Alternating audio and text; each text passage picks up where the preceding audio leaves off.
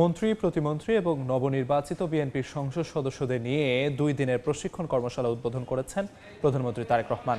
সকালে বিএনপির গুলশান কার্যালয়ে আয়োজিত এই 2 দিন ব্যাপী কর্মশালা উদ্বোধন করেন প্রধানমন্ত্রী তারেক রহমান। কর্মশালায় প্রশিক্ষক, সাবেক আমলা, একাডেমিশিয়ান ও সাবেক সংসদ সদস্যরা। এতে সংসদীয় কার্যক্রম, বিল, বাজেট, স্থায়ী কমিটির কাজসহ বিভিন্ন বিষয়ে ধারণা দেওয়া হবে। 2 দিনের প্রশিক্ষণে এমপিদের দায়িত্ব, মন্ত্রিসভার সদস্যদের সংসদীয় রীতি ও মন্ত্রণালয় পরিচালনায় দক্ষ করে তুলতে কৌশলগত ভূমিকা কেমন হবে তা তুলে ধরা হবে।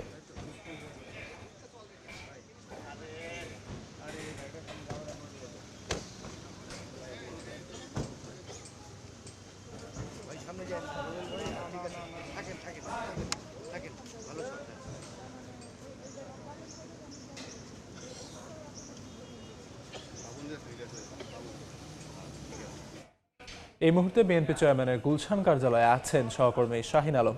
সরাসরি যাচ্ছি তার কাছে।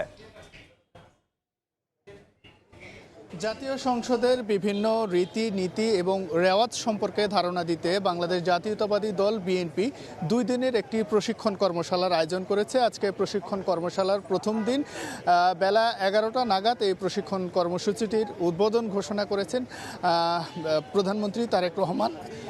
তিনি 11টা থেকে এখন পর্যন্ত প্রথম অধিবেশনে তিনি ভিতরে অবস্থান করছেন এবং এই অধিবেশন শেষে তিনি বেরিয়ে যাবেন। পরবর্তীতে আসলে এই কর্মসূচিটি চলমান থাকবেন। আমরা জানি যে এই কর্মসূচিটি হচ্ছে 2 দিনের, আগামীকালও এই কর্মসূচিটি চলমান থাকবে। এখানে প্রশিক্ষক হিসেবে ভিতরে উপস্থিত আছেন যারা অতীতের সাবেক সংসদ সদস্য এবং সাবেক আমলা থেকে শুরু করে বিভিন্ন পর্যায়ের বিভিন্ন একাডেমিশিয়ানরা এখানে প্রশিক্ষক হিসেবে উপস্থিত আছেন। বিশেষ করে এই প্রশিক্ষণ কর্মসূচিটিতে উপস্থিত আছেন এইবারের প্রথমবারের মতো করে যারা সংসদে উপস্থিত হয়েছেন, সংসদ সদস্য হয়েছেন, তারা উপস্থিত আছেন। পাশাপাশি বিভিন্ন মন্ত্রণালয়ের প্রতিমন্ত্রী এবং মন্ত্রীরাও কিন্তু এই প্রশিক্ষণ কর্মশালায় উপস্থিত রয়েছেন।